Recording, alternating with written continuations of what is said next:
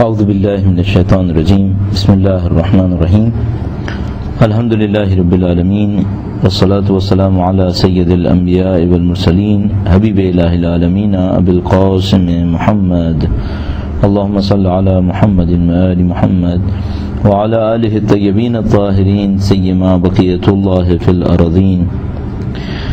اہل بیت اطہار علیہ السلام کی طرف سے ماہ رمضان کے 16ویں دن کے لیے یہ دعا بیان ہوئی ہے: اللہم وفقنی فیہ لموافقت الابرار وجنبنی فیہ مرافقت الاشرار وآونی فیہ برحمتک الی دار القرار بإلہیتک یا الہ العالمین۔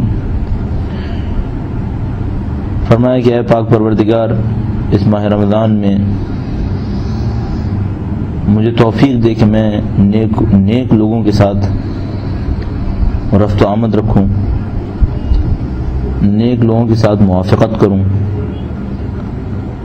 اور اس دن کے اندر اور اس ماہ رمضان میں مجھے محفوظ کر لے کہ میں برے لوگوں کے ساتھ ہم نشینی موافقت اختیار کروں۔ وآونی فیہ برحمتک الی دار القرار، اور پناہ دے دے اس دن میں اور اس مہینے میں مجھے اپنی رحمت کے ساتھ دار قرار کی، جس کی تشریح ہم عرض کریں گے۔ بے الہیتک، تجھے تیری معبودیت کا واسطہ اے تمام جہانوں کے معبود۔ دو اصطلاحات یہاں پہ استعمال ہوئی ہیں، ایک موافقت اور ایک مرافقت۔ فرمائے پروردگار، اس مہینے میں مجھے توفیق دے کہ میں نیک لوگوں کے ساتھ موافقت کروں، ان کے مطابق زندگی گزاروں۔ یہاں پر اب دو مسائل ہمیں دیکھنے پڑیں گے۔ ایک تو یہ کہ وہ نیک لوگ کون ہیں، یہاں پر ابرار کا لفظ استعمال کیا گیا ہے۔ ابرار ایک نیکی کرنے والا ہوتا ہے، اور ایک وہ شخص ہوتا ہے جس کی ذات میں نیکی رچ بس گئی ہوتی ہے۔ وہ یوں سمجھ لیجیے کہ ابرار وہ لوگ ہیں، ابرار وہ لوگ ہیں جنہوں نے نیکی کو اپنا شعار بنا لیا ہے، نیکی کو اپنا اوڑھنا بچھونا بنا لیا ہے۔ ایک انسان وہ انسان ہوتا ہے جو نیک کا عمل کرتا ہے، لیکن نیک عمل کے پیچھے غم و غصہ بھی احساس کرتا ہے، نیک عمل کے پیچھے اپنے اندر ایک نقصان کا احساس کر رہا ہوتا ہے۔ ایک وہ انسان ہوتا ہے جو جوش و خروش کے ساتھ نیکی کر رہا ہوتا ہے، نیکی کے لیے بےتاب ہوتا ہے، نیکی کے لیے اس کو اپنے اوپر جبر کرنے کی ضرورت نہیں پڑتی۔ یہ ایسا انسان ہوگا کہ اگر اس سے کوئی یہ کہے کہ بلا ارادہ کیا کرتے ہو، تو وہ نیکی کرتا ہے۔ اور ایک وہ ہوتا ہے جو بلا ارادہ ہو تو برائی کرے گا، اور اگر نیکی کرنے لگے تو اس کے لیے اسے اپنے اوپر جبر کرنا پڑتا ہے۔ یہاں دعا کی گئی ہے کہ پاک پروردگار ہمیں ابرار کی موافقت نصیب فرما دے، توفیق دے دے کہ ہم نیک لوگوں، ان ابرار کے ساتھ موافقت کریں، ان کے مطابق رہیں۔ اب یہ موافقت جیسے کہ عرض ہوا کہ کئی طرح سے ہو سکتی ہے۔ ایک موافقت یہ ہے کہ جو وہ کہیں ہماری رائے بھی وہی رائے ہو۔ انسان اپنی آراء کے ذریعے بھی اپنے آپ کو پہچان سکتا ہے۔ دیکھیے کہ معمولاً جب معاملات پیش آتے ہیں تو اس کی رائے نیک لوگوں کی رائے کے مطابق ہوتی ہے، جن کو یہ نیک سمجھتا ہے، یعنی کہ نہیں، اس کی رائے کچھ اور ہوتی ہے، اور جن کو یہ کہتا ہے کہ یہ اللہ کو پسند کرنے والے ہیں، خدا انہیں پسند کرنے والے ہیں، ان کے مطابق اس کی رائے نہیں ہوتی، اس کی رائے کچھ اور ہوتی ہے۔ ایک موافقت کا مطلب یہ کہ میری زندگی ان کی زندگی کی موافق ہو، جیسے ان کی زندگی تھی ویسی میری زندگی ہو، تو اس میں بھی انسان اپنا مقایسہ کر سکتا ہے۔ لیکن نیک لوگوں کی زندگی کیسی ہوتی ہے؟ میری زندگی اور ان کی زندگی کیسی ہے؟ ایک جیسی ہے؟ میری زندگی کچھ اور ہے، ان کی زندگی کچھ اور ہے۔ اور ظاہر ہے گرچہ اہل بیت کا مقام ابرار سے کہیں بڑھ کر ہے، لیکن اگر ابرار کی موافقت نصیب ہو جائے وہی ہمارے لیے کافی ہے۔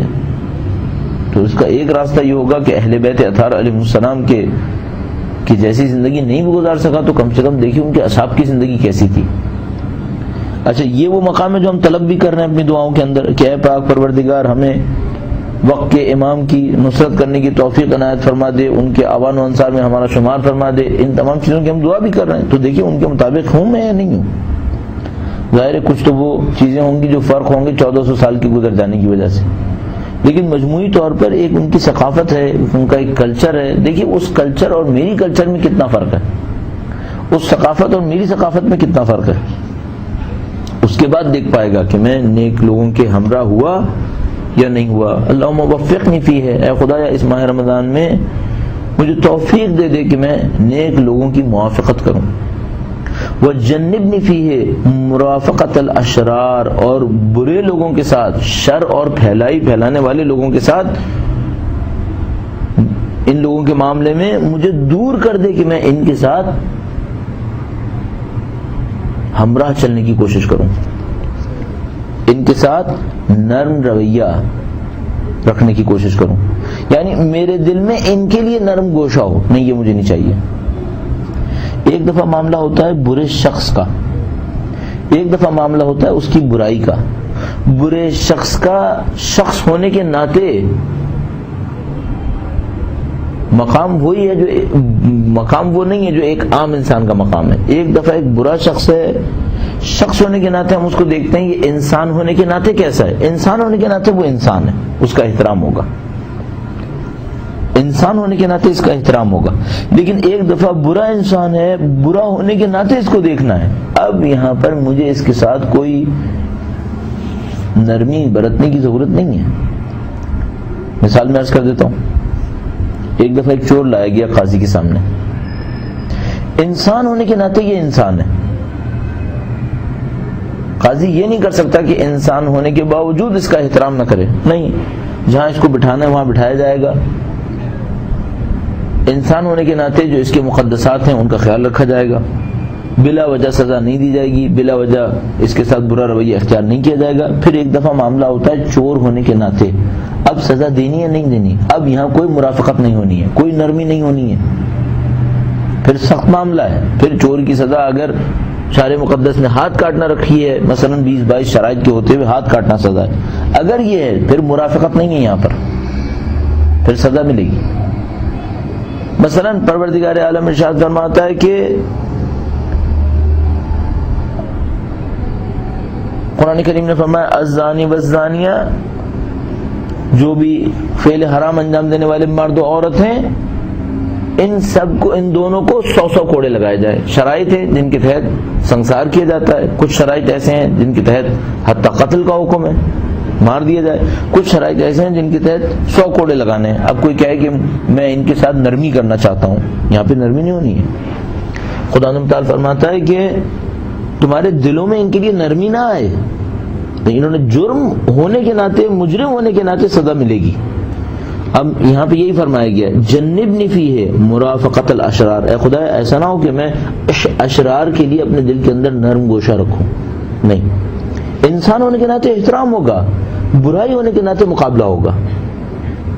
اب وہ چاہے کوئی بھی ہو، چاہے میرا اپنا عزیز رشتہ دار بھی ہو، برا ہونے کے ناطے مقابلہ ہوگا. لہذا اہل بیت اطہار علیہ السلام نے جو تعلیمات ہمیں دی، اس کے نتیجے میں ہم نے دیکھا کہ ان کے اصحاب میں کچھ لوگ ایسے تھے جن کے آبا و اجداد، چچا، حتیٰ باپ کافر رہ گئے اور وہ مسلمان ہو گئے، تو انہوں نے ان کے خلاف تلواریں چلائیں. کیوں تلواریں چلائیں؟ اب برائی کے ساتھ چلنے کی کوئی ضرورت نہیں ہے. یہاں پر ان کے ہمراہی نہیں کرنی ہے، یہاں پر ان کے ساتھ کوئی نرمی نہیں دکھانی ہے. مرافقت الاشرار کا مطلب یہاں پر یہ قرار پائے گا. البتہ یہ بہت نازک معاملہ ہے، یعنی ایسا نہیں ہے کہ میں اب ہر اس انسان کے ساتھ برائی کرنے لگوں جو کسی گناہ کا مرتکب ہو رہا ہے. نہیں، ایک میں نے پہلے ہی عرض کیا کہ ایک انسان کا انسان ہونے کے ناطے احترام ہے، وہ اپنی جگہ پہ ملحوظ رہے گا. مثلا ایک عام آدمی میرے سامنے روڈ پہ سے گزر رہا ہے، کافر ہو یا مسلمان، مشکل میں ہے، مدد کی ضرورت ہے، میں کہوں یہ تو کافر ہے، میں کیوں مدد کروں؟ نہیں، ایسا نہیں ہو سکتا.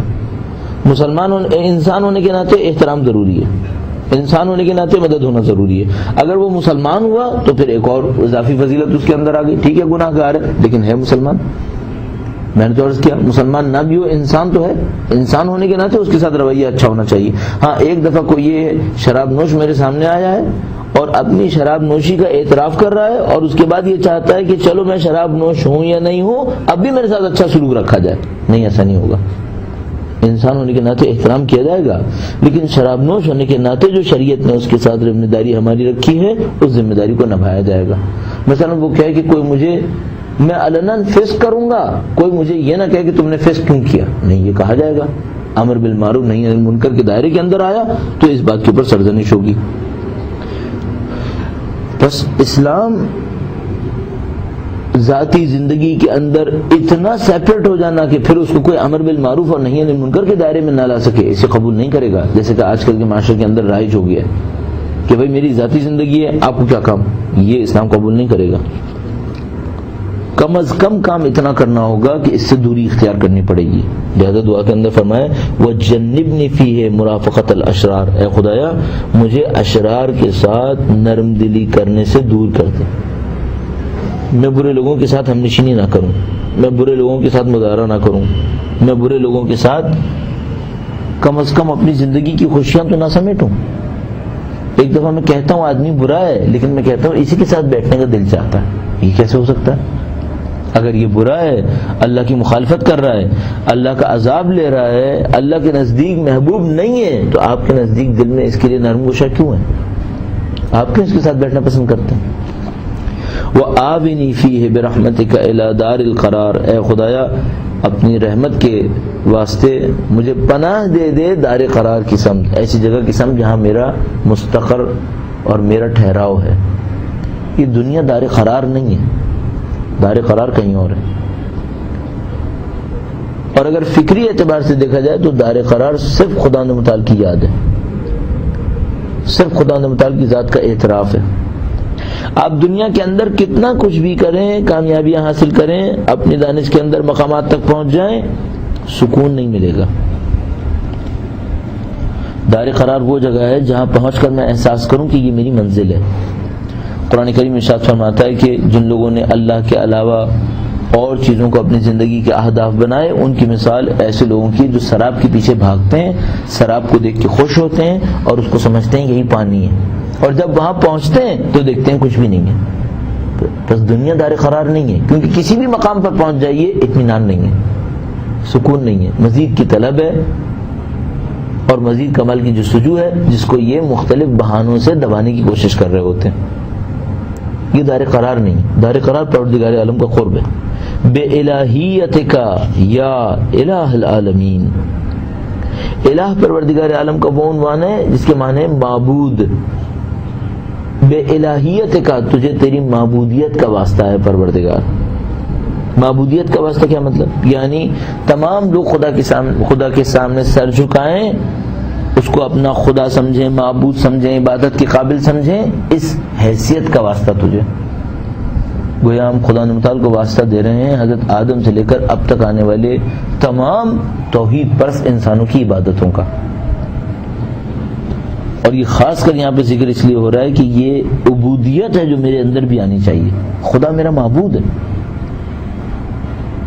پروردگار کو اس کی معبودیت کا واسطہ دے کر کہہ رہے ہیں یا الہ العالمین، تجھے تیری معبودیت کا واسطہ اے تمام جہانوں کے معبود.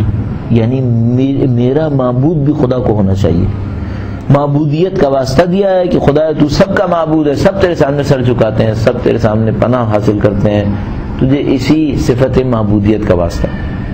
البتہ اللہ کی معبودیت کا کوئی اعتراف کرتا ہے جو کہتا ہے کہ خدا ہی رب ہے، خدا ہی معبود ہے، اور کوئی اعتراف نہیں کرتا، ممکن ہے بتوں کے سامنے سر جھکا رہا ہو، ممکن ہے اپنی مرضی سے خدا بنا کر انہی کے سامنے سر جھکاتا ہو، لیکن اصل میں معبود کون ہے؟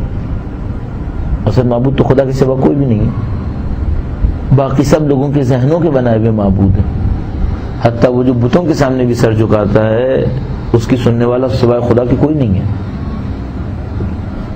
خدا نے تعالیٰ سے فرمایا تجھے تیری معبودیت کا واسطہ ہے اے تمام جہانوں کے معبود. بس آئیڈیل دیا اس دعا نے ایک بار پھر ہمارے لیے، اور ہمارے لیے جو آئیڈیل ملا وہ یہ کہ اپنے اطراف کے لوگوں کو دیکھو، کن کے ساتھ بیٹھ کے خوش ہوتے ہو، وہ نیک ہیں یا برے ہیں. اگر برے ہیں اللہ سے دعا کرو پروردگار مجھے مرافقت اشرار سے محفوظ کر دے، اور اگر یہ نیک لوگ ہیں تو خدا سے دعا کرو تمہاری توفیقات بڑھا دے، نیک لوگوں کو تمہارے اطراف میں بڑھا دے. مظلوم انسان وہ ہے، مولا کائنات کی تعریف کے مطابق فرمایا غریب وہ ہے جس کا دوست نہیں ہے. دوست نہیں ہے کیا مطلب؟ گناہگار دوست تو دوست ہے ہی نہیں اہل بیت کے نزدیک. امیر المومنین نے فرمایا اگر تم کسی گناہگار کے ساتھ بیٹھو گے یہ دوستی تمہاری دوستی نہیں ہے. بس غریب انسان وہ ہے جس کا کوئی دوست نہیں, یعنی غریب وہ ہے جس کے دوستوں میں کوئی اللہ والا نہیں ہے, کوئی مومن نہیں ہے, وہ غریب ہے.